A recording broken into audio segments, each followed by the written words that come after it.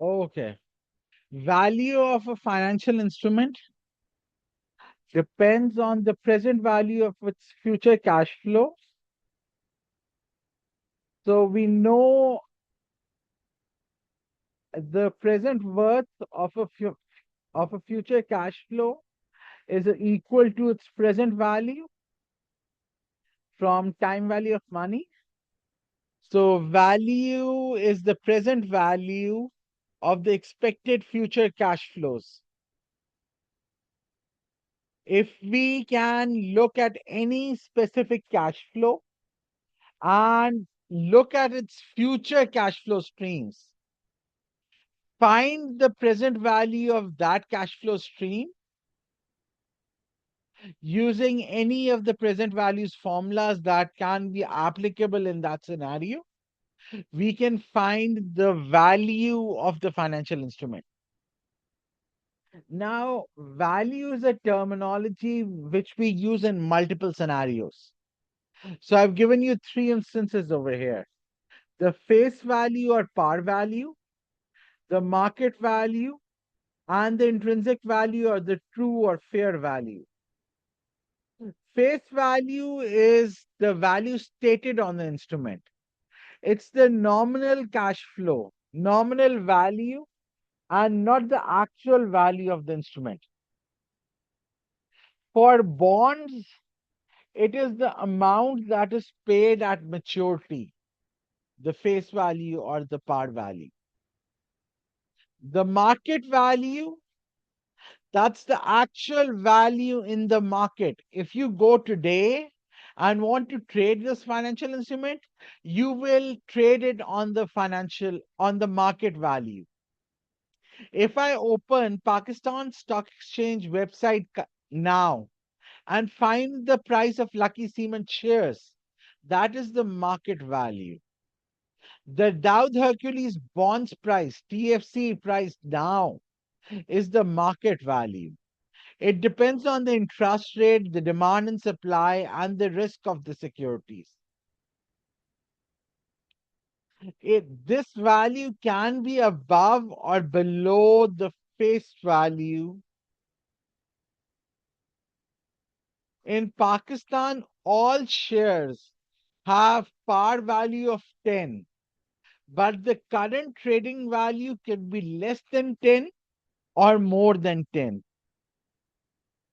The third one is intrinsic value or the true value, the actual worth based on the fundamentals. Fundamentals are the cash flows that the person, the investor, expects from the security. So this value depends on the cash flow, the discount rate, and the risk. It's used by investors for decision making.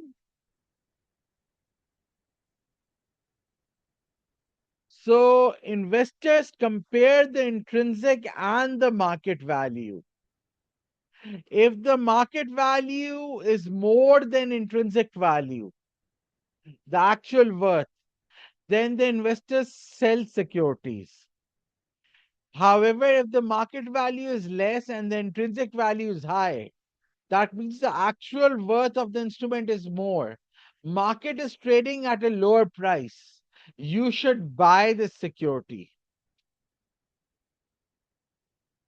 How value is determined?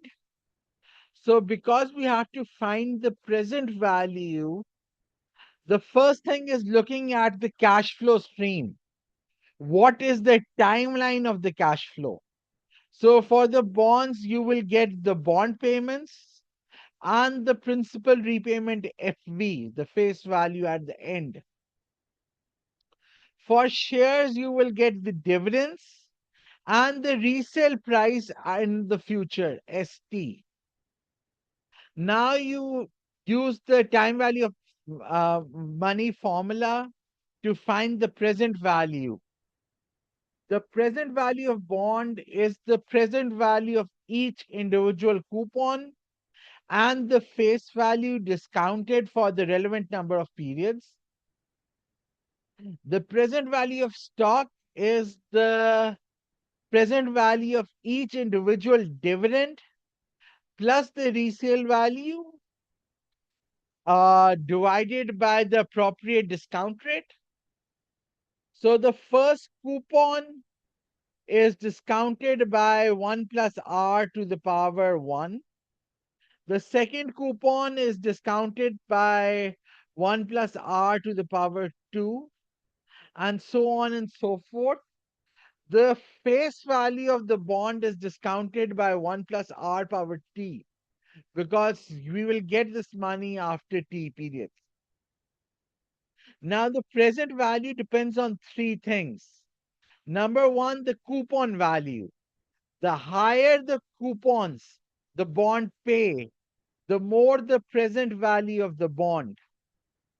Second, the face value. The more the face value of the bond, the more the present value of the bond.